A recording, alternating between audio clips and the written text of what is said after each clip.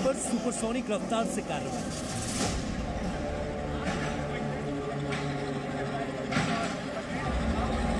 विरोध किया तो बुलडोजर चलाया।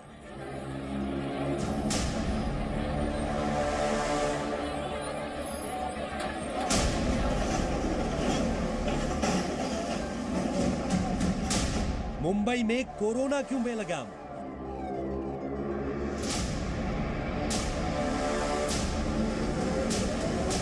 मुंबई में कोरोना से जंग जरूरी या कंगना से?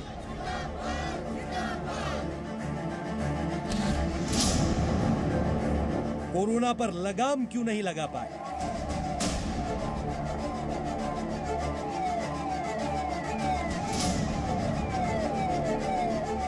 बुलडोजर राज में कोरोना पर कब एक्शन?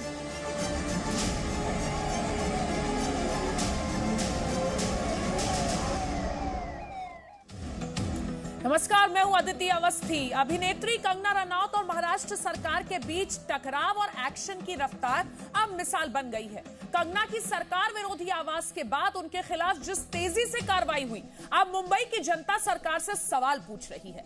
महाराष्ट्र में एक दिन में 23,000 से ज्यादा कोरोना के मामले सामने आए हैं, लेकिन सरकार कंगना पर एक्शन में व्यस्त है। क्यों?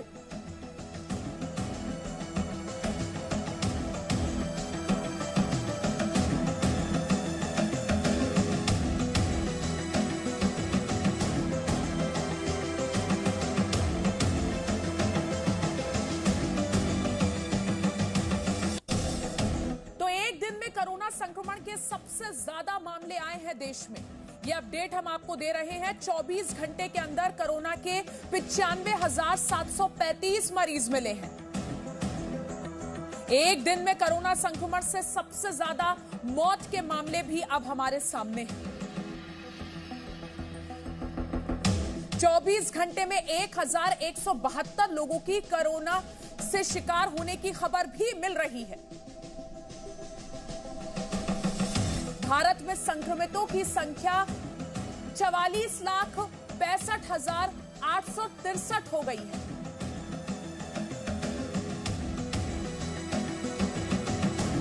तो ये देश भर में कोरोना के आंकड़े आपको दिखा रहे हैं। इन आंकड़ों में एक अहम राज्य जो शामिल है वो महाराष्ट्र भी है, लेकिन महाराष्ट्र में तो बीएमसी और सरकार कंगना के दफ्तर पर बुलडोजर चलाने में ज्यादा व्यस्त है।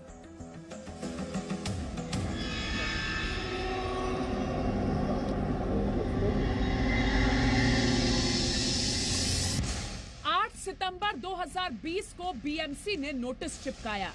9 सितंबर 2020 को कंगना के दफ्तर पर बुलडोजर चलाया। 10 सितंबर 2020 को कंगना के खिलाफ शिकायत। 10 सितंबर 2020 को ही मातोश्री में बैठक। ये तस्वीरें महाराष्ट्र सरकार की उस ताकत की हैं जो कंगना के खिलाफ झोंक दी गई है। एक के बाद एक कंगना के खिलाफ सरकार का एक्शन और फुर्ती काबिले तारीफ है। लेकिन महाराष्ट्र की जनता अभी जिस मुसीबत से जूझ रही है, उससे निपटने की रणनीति क्या है? उधर सरकार महाराष्ट्र में बेलगाम हो चुके कोरोना पर क्या एक्शन ले रही है? आखिर क्यों आर्थिक राजधानी मुंबई में कोरोना की रफ्तार पर लगाम लगाने में सरकार नाकाम दिख रही है? महाराष्ट्र में कोरोना के 9,67,349 मरीज हो गए हैं।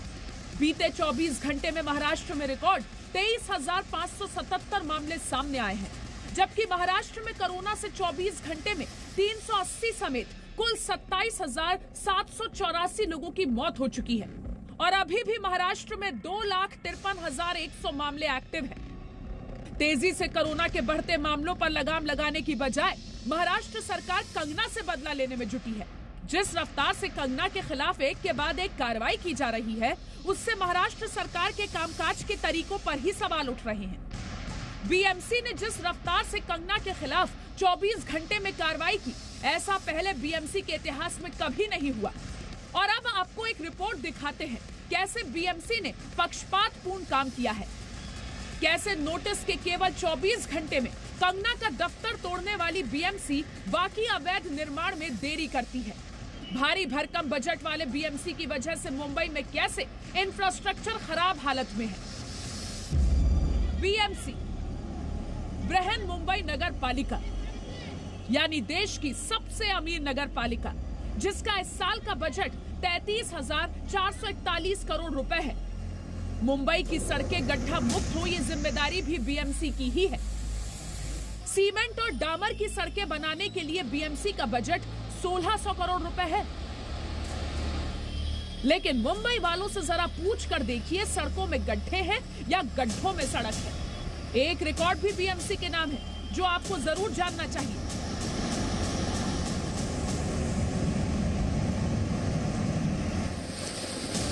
मुंबई को हर साल बारिश और बाढ़ में डुबोने का रिकॉर्ड। कोई पूछे बीएमसी से कि क्या सड़क पर गड्ढे भरने में भी ऐसी ही फुर्ती दिखाती है जैसी कंगना रनौत का दफ्तर तोड़ने में दिखाई? क्या मुंबई के अवैध निर्माण तोड़ने में भी बुलडोजर लेकर ऐसे ही निकलती है जैसे कंगना का दफ्तर तोड़ा?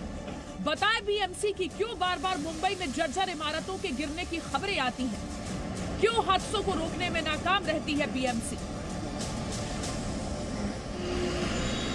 लेकिन बीएमसी को तो सरकार के हुक्म की तामील करनी थी, लिहाजा उठाकर बुलडोजर और हथौड़े कंगना के दफ्तर पर चला दिए।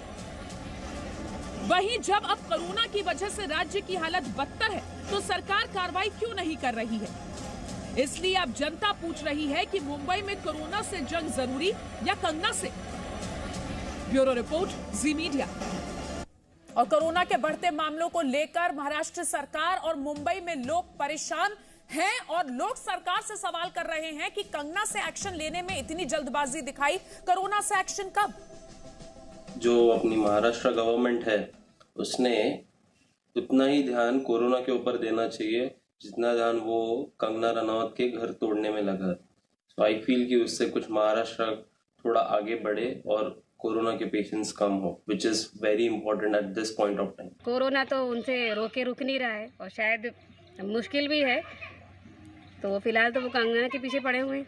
महाराष्ट्र की जगह बहुत, महाराष्ट्र सरकार की तो भी बहुत ज्यादा खिल्ली उड़ रही है सब जगह। हम देखें जब भी बाढ़ आती है तो क्या अतिक्रमणकारियों के अतिक्रमण तोड़े जाते हैं कि बाढ़ से लोगों को राहत पहुंचाई जाती है? उसी प्रकार आज कोरोना से पूरा प्रदेश लड़ रहा है, तो महाराष्ट्र सरकार को चाहिए कि पहले कोरोना से लोगों को बचा, बाद में लोगों के अवैध जो भी कंस्ट्रक्शन है उनको तोड़ना चालू करें।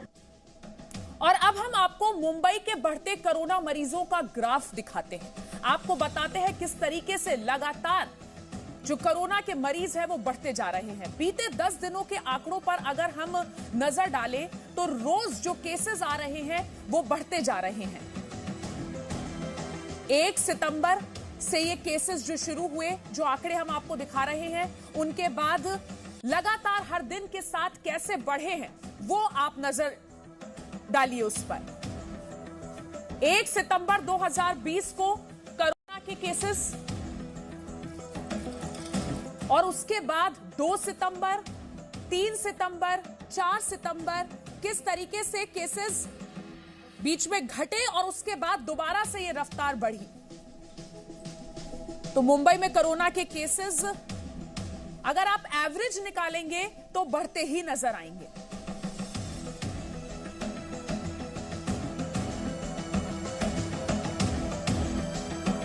Presenting B News app, available on Google Play and App Store. Download it now.